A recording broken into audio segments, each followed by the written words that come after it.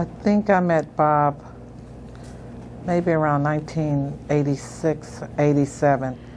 Prior to that, he had been placed at the Ziegler Collinwood home. Charles's mom has a nonprofit organization here, Ziegler Rehabilitation Homes, and he was placed there. I was living in Columbus at the time. I was operating the group homes in Columbus. Ms. Ziegler sent for me and brought me back here to Toledo to work with a team out of Indianapolis. Bob was already placed there when I went to that home to work with the team. He was just diagnosed as high-functioning MRDD. And it was kind of funny because when he came, because he's very intellectual, easy to talk to, as you see. The staff were saying that he was an MRDD spy, that he was placed there as an MRDD spy because all of his abilities and things, as far as what they saw. And so we had this joke about Bob, for a long time. But as you started, and began to work with him, and at our level, when we were reading and doing his assessments, you knew, that he had, quite a few maladaptive behaviors there. Back in those times, the 50s and 60s, I think a lot of individuals with disabilities, it was kind of like misunderstood maybe, or it wasn't a lot of maybe study, research, I don't know, put on these types of people. And I think maybe it was just during that time era, he just kind of got bypassed. It's always puzzled me how he was bypassed and was able to get in the service. I think he was on Collinwood about 4 years. And then the Department of MRDD was doing a new program to mainstream a lot of the high-functioning consumers into the community to live on their own, independent living. And they were, I guess, going through their records and selecting candidates that would fit their criteria, and Bob was one of them. So when they approached Mrs. Ziegler about moving him, of course, you contact the family. They contacted his sister Peg, and they were very adamant that they were comfortable with Bob and they wanted him to stay at Ziegler Homes. So Bob went to live with Mr. and Mrs. Ziegler. Bob stayed with her on Dorr Street for a while, and then Mr. and Mrs. Ziegler, they moved, and our brother and sister-in-law, Charles's brother Mike and Reba, moved in Dorr Street. So Bob just became part of the family, and Bob still stayed with Reba and Mike. He stayed there until, I think, about 1997. Charles would be there all the time and would do a lot of things with Bob and take Bob with him a lot. So when we moved on Byrne, which was a house right behind Ms. Ziegler's house on Dorr Street. So Reba decided that she didn't want to live, anymore with consumers, and they was like, well, what are we going to do with Bob? So Charles comes in and says, we got to take Bob. And I'm like, we got to take Bob? What do you mean we got to take Bob? And he says, well, Reba doesn't want Bob staying anymore, so we have to take Bob. So Bob came to live with us.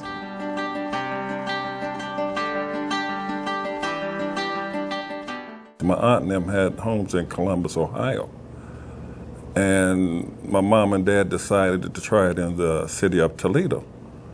And it kind of built it up from there, to supplement the income.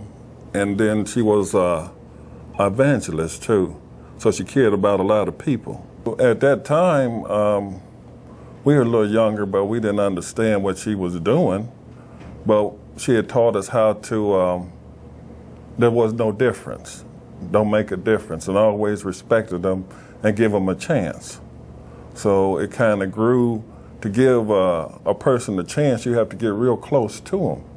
and by it being minorities, at that time, I don't think minorities was actually getting too much together, but we were brought up to respect all people, so it kind of fell right into the family plan, and even all the way up to today, they're well respected in the Ziegler family and business today as our brothers and sisters instead of just consumers. It was quite a few people, and I kind of,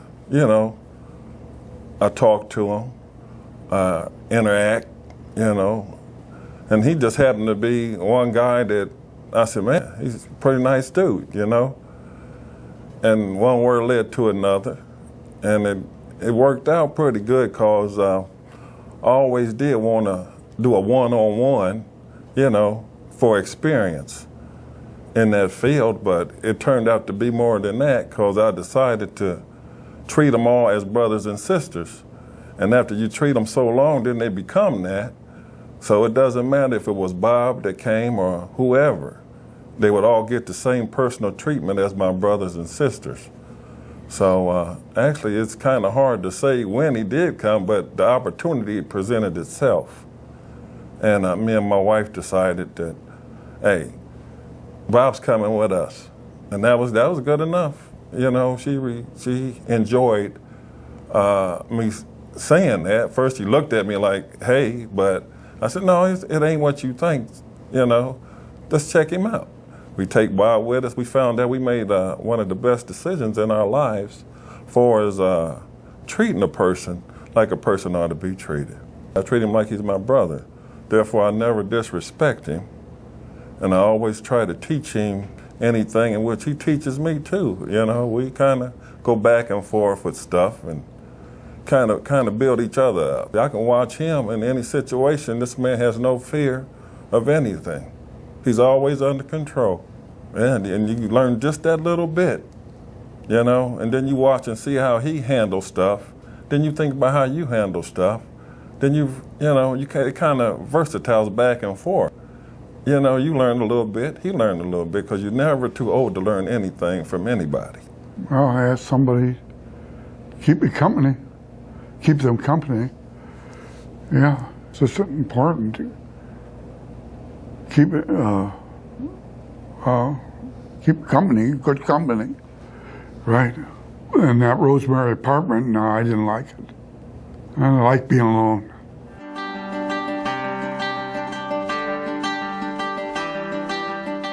Prior to Bob coming, when he stayed with Reba and Mike, I think him and Reba didn't hit it off too well a lot of times.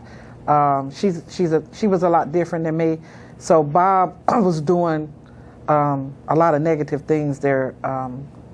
He was in the bars a lot. She said he stole out of her purse or what, things and stuff, and he would get into things in the house and the kitchen. Well, she had kind of warned me, you don't want to take Bob because he's so and so. And I said, well, I've never had any problem. I'll take Bob with us. So we got Bob. Bob's always had his own room, just like our kids, decorated like our kids. TV, whatever he had. He eats very well. I think that's his favorite thing about me. Even now with me traveling back and forth from Columbus when I'm here, when he sees me, the first thing he says is, "You going to cook, Rita?" But I didn't see the things that Reba, saw. He would get out there and go to the bars. A couple times we had to go drag him from the bar out of worry, because he would just walk off sometimes and you didn't know. But we pretty much, could just hit the spots and find him. He's never taken anything out of my purse.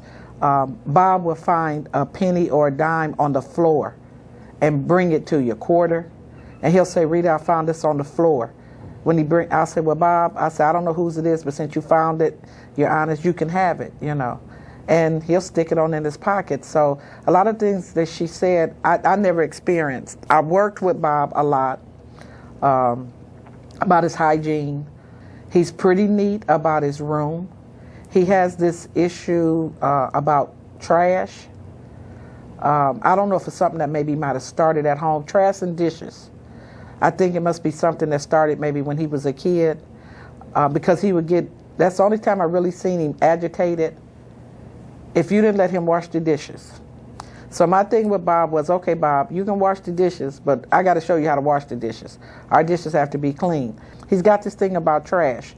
I used to tell Charles all the time, I think he can hear a piece of toilet paper when it gets on the counter that's not supposed to be there. He'll just come out of nowhere, and it's like the trash is just gone. You gotta clean it up. You gotta get it out.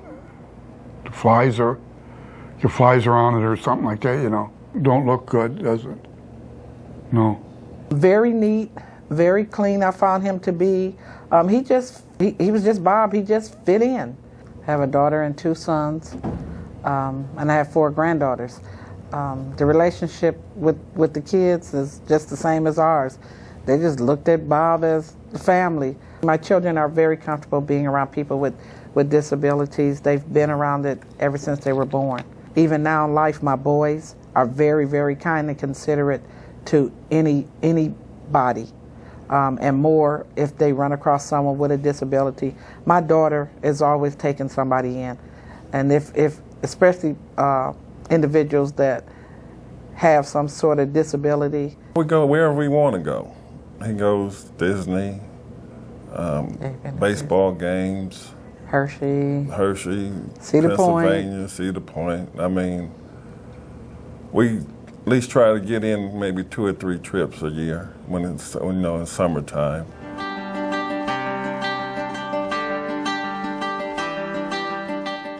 He worked a lot of industries. He worked in the community at Smucker's restaurant on Reynolds Road. He did dishes and janitorial there. Then he went back to Lot Industries, I think. He decided he didn't want to do Lot Industries anymore, so we let him kind of just do his own thing. I tell Charles, I said, well, Charles, when you get retirement age, I said, you're going to want to retire. I said, so what's any different than Bob? If he doesn't want to do it, we're just not going to make him do it. Bob is very, very active. Once he gets up, he has to go. He has to go. And his health, he's probably healthier than anybody in this room. He walks for miles. He doesn't even wait for you to take him or pick him up, you know. Once he gets his work done and you give him his coffee money, he's out of there. You can tell him, Bob, wait, we'll drop you off. Nope, he's gone. Doesn't matter if it's rain or snow. This is almost every day. I just walk up to the restaurant there and then back home. That's about it. It's good exercise. Get out and then come back. He doesn't want to work. We don't make him work, but because he has to stay busy, I talked to Charles about the senior program here, and I said, well, let's call Cheryl, see if we can get him in the senior program at Lot. And so he wound up here. He's happy with that. It's not work. Something to do. Play bingo, play pool, and see what else. Well, they have movies too. Bob's caseworker is Cheryl Roderick, and she's been his caseworker since we've had Bob. We couldn't ask for a better caseworker for him. Always there, always just, she's caring, she'll get right back with you. She's came to our home. We did Christmas parties and things. She came there for him. Anything that Bob needs or we need from her or need her to do, she's just there. She was the initial contact, and she initiated all the paperwork to get Bob in that program when we made the call and told her that we think the senior program would be good for Bob. Well, I'm getting old. In the 70s, October 10th, 1935, my birthday. Need a rest, huh?